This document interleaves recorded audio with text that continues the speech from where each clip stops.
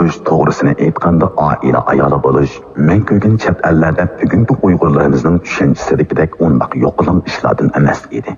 Balki oilaning kelgusi va jamiyatining to'g'ri hayot yo'li uchun ajr qilishdan iborat. Davrimizdagi erlar va ayollarning kallasida uyda o'tiradigan ayol haqidagi hukm mujmallashib, kamsitish ma'nosiga ega bo'lib qolgan. Ko'rganlarimdan qaraganda uyda o'tiradigan ayol o'qimaganlikdan yoki ish topolmaganlikdan uyda o'tirib qolgan bo'lmasdan, balki o'ziga farz sifatida buyurilgan o'qishdan iborat vazifani yaxshi o'rinlab, umid yulduzlari bo'lgan farzandlarini o'z qo'li bilan tarbiyalashni o'zining sharafli xizmati qilib tanlagan ayoldir. Shundaqla bu xizmat uchun oilaning muhim ish o'rni deb tonigan ayoldir. Uyda o'tiradigan ayol jannat onalarning oyog'i ostida degan muborak ordenni taqash layoqatini qo'lga keltirishni yodidan chiqarmagan ayol. Uyda o'tiradigan ayol hargizmi o'rganish va qobiliyat yetildirishdan mahrum bo'lgan ayol bo'lmasdan, balki millat va ummat taqozzosiga loyiq holda haqiqiy ona bo'lish uchun bo'sh vaqtlarda o'rganadigan, bolalarining taraqqiyot ehtiyoji uchun o'zini taraqqiy qildiradigan ayol.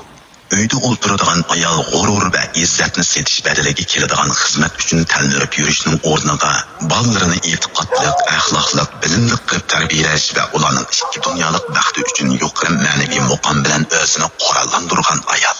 Uyda o'tirgan ayol o'zini qadrlamagan jamiyatdan qoqshab yurishning o'rniga jamiyatning hujayrasi bo'lgan oilani qo'liga elib, kelgusidagi go'zal jamiyatning insoniy asosini qurayotgan ayol.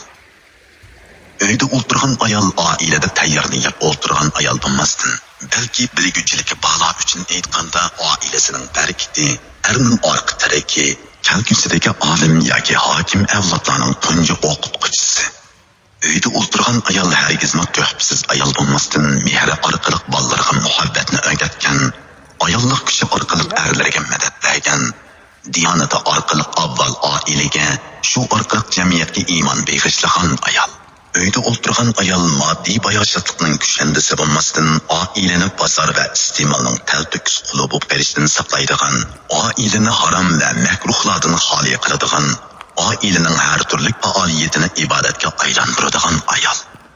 Uyda o'tiradigan ayol hargizmi romantik turmushni unutib ketgan ayol bo'lmasdan, balki oila a'zolarini dasturxon atrofiga yig'ib, oilani jalbkor qiladigan so'ygu san'atkori ham vafo qahramoni. Uyda o'tirgan ayol qandoqdir oddiy bir uyning sohibxoni bo'lmasdan, balki bu dunyodagi halovatning barpochisi. U oilani bir kichik jannatga aylantirish orqali ma'naviy kuch, aqida hosil qilib, haqiqiy jannatga ko'rik yasaydi. Uyda o'tirgan ayol nihoyatda afsuski bizda bir tashlandiq xarobaga aylanib qelish oldida turibdi. Endi uni ta'xirsiz buyuk qurilish sifatida qo'lga oladigan vaqt bo'lib qoldi.